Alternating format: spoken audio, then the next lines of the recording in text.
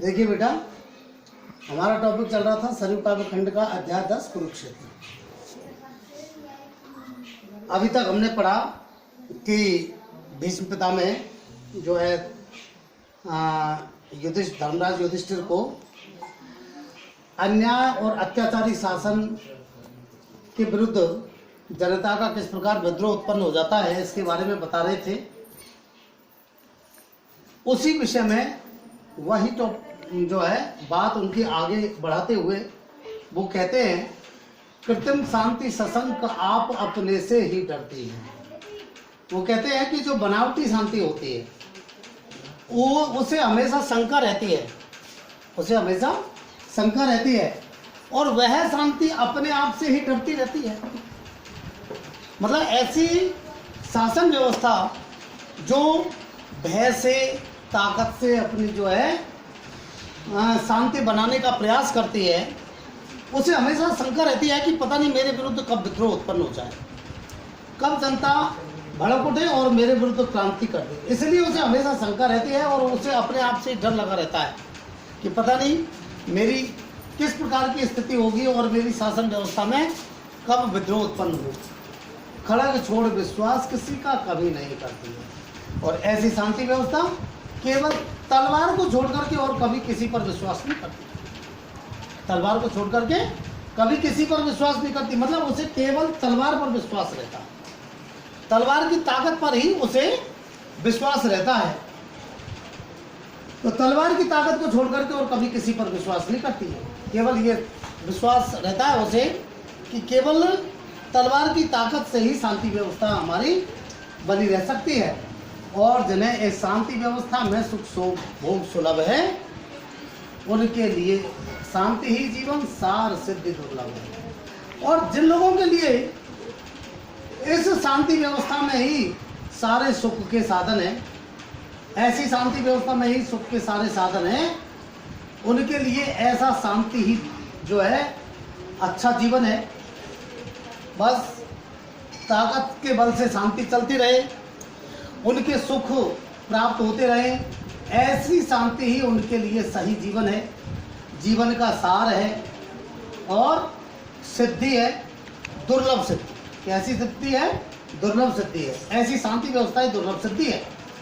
पर जिनकी अस्थियां चबाकर सोनित पीकर तन, परंतु ये जो शासन व्यवस्था है, जिन लोगों की हड्डियां चबा करके और शरीर का खून पी करके जीती है, ऐसी शासन व्यवस्था आम जनता का जिनकी हड्डियां चबा करके और जिनका खून पी करके जीवन यापन करते हैं, मतलब उनका शोषण करके और उनका दमन करके और जीवन यापन करती है यह शांति दाह समझो कुछ उनके मन का।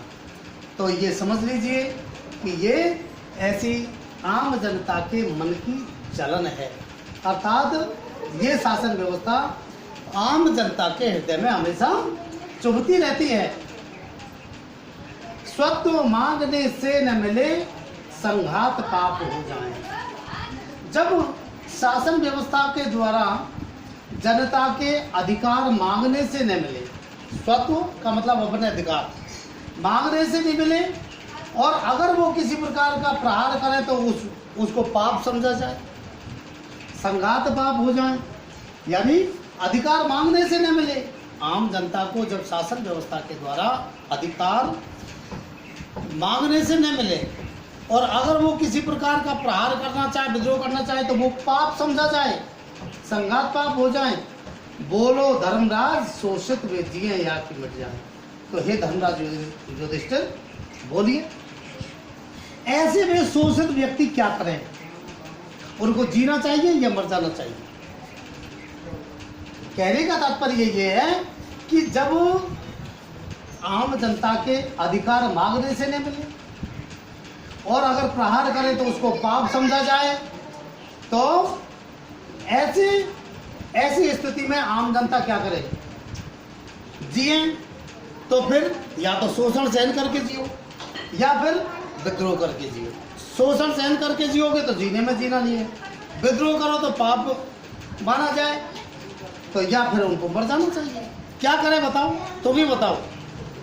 प्रश्न कर रहे हैं वो कि हे धर्मराज, ऐसी स्थिति में वे लोग जो है वो शासन, वो आम जनता क्या करे? न्यायोचित अधिकार मांगने से न मिले तो लड़के। अगर न्यायोचित अधिकार है भाई, उचित न्याय का अधिकार है, अगर मांगने से भी न मिले तो लड़के लो। उचित न्याय का अधिकार है, वो मांगने से भी न मिले तो लड़के लो। तेजस्वी छीनते समर को जीत या कि खुद मर के। और जो तेजस्वी व्यक्ति है वो तेजस्वी युद्ध में अपनी जीत या तो युद्ध को अपने पक्ष में या तो जीत करके करते हैं या खुद मर के करते हैं। तेजस्वी छीनते समर को जीत या कि खुद मर के। जो तेजस्वी व्यक्ति हैं वो युद्ध को अपने पक्ष में या तो जीत करके करते हैं या खुद मर के करते हैं। किसने कहा पाप है समुचित स्वत्व प्राप्ति हित लड़ना। इस पिता में कह रहे हैं कि हे धर्मराज, ये बताइए ये किसने कहा है कि जो है अपने अधिकार प्राप्ति के लिए लड़ना पाप है? किसने कहा पाप है समुचित स्वत्व प्राप्ति हित लड़ना? ये किसने कहा कि अपने अधिकार के लिए लड़ना पाप है? अर्थात व्यक्ति को अपने अधिकार के लिए लड़ना चाहिए। अधिकार के लिए अगर अधिकार वैसे नहीं मिले तो लड़ना चाहिए, और इस प्रकार से लड़ना पाप नहीं है। उठा न्याय का खड़ग समर में अभय मारना मरना। और इस प्रकार से न्याय के लिए जो है न्याय की तलवार उठा करके युद्ध में बिना भयभीत हुए मारना और मरना भी पाप नहीं। कहने का मतलब ये है कि अपने अधिकार, न्यायोचित अधिकार प्राप्त करने के लिए युद्ध में मरना और मारना भी पाप नहीं है, युद्ध करना पाप नहीं है। क्षमा दया तप तेज मनोबल की दे वृथा दुहाई, धर्मराज व्यंजित करते तुम मानव की कदर आई। हे धर्मराज युधिष्ठिर, भीष्म पिता में कह रहे कि हे धर्मराज युधिष्ठिर, तुम दया क्षमा तप तेज मनोबल इनकी दुहाई देते हो कि मैं तो जो है इनको क्षमा कर रहा हूँ, कि मैं इनको जो है मेरे हृदय में दया है, या हम तो तप है मेरे हमारे मन में, हम में ऐसा तेज है, या हमारा मनोबल है, अगर हमारा मनोबल है हम वैसे ही जी लेंगे। अगर इस प्रकार की वो तुम वृथा दुहाई दे रहे हो, ऐसी दुहाई व्यर्थ दुहाई दे करके धर्मराज तुम व्यंजित करते मानव की कदर। ऐसी व्यर्थ दुहाई दे करके हे धर्मराज तुम मनुष्य की कायरता को ही प्रकट कर रहे हो, मनुष्य की कायरता को ही प्रकट कर रहे हो। कहने का मतलब यह है कि अगर अन्यायी है, अत्याचारी है, तो अन्यायी और अत्याचारी जो व्यक्ति होता है उसके विरुद्ध दया धर्म तेज मनोबल इनकी दुहाई देने से कुछ नहीं होता। अन्यायी व्यक्ति विद्रोह करने से मानता है, अत्याचारी व्यक्ति विद्रोह करने से ही मानता है। हिंसा का आघात तपस्या ने कब कहाँ सहा है। और भला हिंसा के प्रहार को तपस्या कब और कहाँ सहन कर पाई है। जो हिंसक होते हैं वो जो है तपस्वी व्यक्तियों के ऊपर तो लगातार अत्याचार ही करते चले जाते हैं, जब तक उनको जो है प्रत्युत्तर नहीं मिलेगा तब तक उनका वो मानते नहीं। देवों का दल सदा दानवों से हारता ही रहा है। इस प्रकार से देवताओं का जो दल है ज़्यादातर दानवों से हारता रहा है। जब तक विद्रोह उन्होंने नहीं किया तो देवता सत्य और नीति के प्रतीक थे, दानव अहिंसा अत्याचार और अन्याय के प्रतीक थे।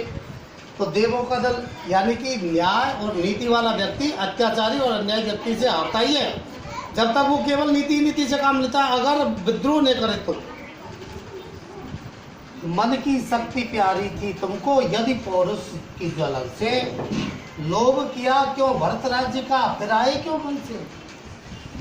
धर्मराज वो भीष्म पिता में कह रहे धर्मराज युधिष्ठिर से कि हे धर्मराज युधिष्ठिर, अगर तुमको इस पुरुषार्थ की ज्वाला से मन की शक्ति ही इतनी प्यारी थी कि हम जानते हो मन शक्ति सही है और हम किसी भी स्थिति में जी लेंगे, तो जो है इस राज्य का लोभ क्यों किया तुमने। और तुम वन से लौट करके क्यों आए? वन से लौट करके तुमको राज्य लेना था, इसलिए आए हो। अगर तुमको इसका लोभ ही नहीं था तो वन में ही रहते, फिर लौट करके क्यों आए? कहने का मतलब उनका ये है कि अब तुम्हें लड़ना पड़ेगा, युद्ध करना पड़ेगा, तब जाकर के तुम्हारा साम्राज्य प्राप्त हो सकता है। अन्याय के विरुद्ध लड़ना पड़ेगा। पिया भीम ने विष लाक्षाग्रह जला हुए वनवासी। क्या तुम मेरी बातों को, भीष्मता में कह रहे हैं कि क्या तुम मेरी बातों को भूल चुके हो कि भीम को जहर दिया गया उनके कौरवों के द्वारा, लाक्षाग्रह को जलाया गया और तुमको वनवास दे दिया गया। क्या इन सारी बातों को तुम भूल चुके हो? केस कर सीता प्रिया सभा सम्मुख कहलाई दासी। और तुम्हारी प्रिया अर्थात जो है तुम्हारी जो पांचाली थी, वो पांचाली के वो बाल खींचे गए भरी सभा में, और भरी सभा में उसको सबने दासी कहा, इन कौरवों ने दासी कहा। तो क्या इन सारे अपमानों को तुम भूल गए हो?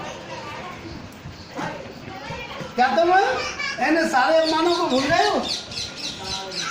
क्षमा, दया, तप, त्याग, मनोबल सबका लिया सहारा। हे धर्मदास, तुमने अब से पहले क्षमा, दया, तप, त्याग, मनोबल सबका सहारा लेकर के देख लिया, लेकिन कौरव नहीं माने। तुमने सबका सहारा ले लिया, लेकिन कौरवों ने उसका जो है अनुचित लाभ ही उठाया। सबका लिया सहारा, पर नर व्याघ्र सुयोधन तुमसे कहो कहाँ कब हारा। परंतु मनुष्य के रूप में जो व्याघ्र है दुर्योधन, बताइए आप कि वो तुमसे कब और कहाँ उसने हार मानी है। पर नर व्याघ्र सुयोधन तुमसे कहो कहाँ कब। परंतु उस नर के रूप में जो व्याघ्र है सुयोधन है, नर के रूप में व्याघ्र जो दुर्योधन है, उसने तुमसे कब और कहाँ हार मानी। अर्थात तुमने उसके ऊपर दया दिखाई, क्षमा दिखाई, त्याग किया और इस प्रकार से अपना मनोबल मजबूत किया, लेकिन उसने तुमसे कभी भी तुमसे हार नहीं मानी। क्षमाशील हो ऋतु समक्ष तुम हुए विनत जितना, दुष्ट कौरवों ने तुमको कायर समझा। तुम क्षमाशील होकर के और अपने दुश्मन के सामने, रिपु यानी दुश्मन, अपने दुश्मन के सामने तुम जितने ज्यादा झुके, हुए विनत जितना ही मतलब तुम जितने ज्यादा झुके, दुष्ट कौरवों ने तुमको कायर समझा उतना ही, तो उतना ही तुमको इन दुष्ट कौरवों ने कायर समझा। धर्मराज युधिष्ठिर से कह रहे भीष्मता में कि तुम इन्हें जो है कौरवों के सामने, इन दुश्मनों के सामने जितने ज़्यादा विनम्र हुए हो, इन्हें दुष्ट कौरवों ने उनको इतना ही ज़्यादा तुमको जो है कायर समझा है, इतना ही ज़्यादा कायर समझा है। इस प्रकार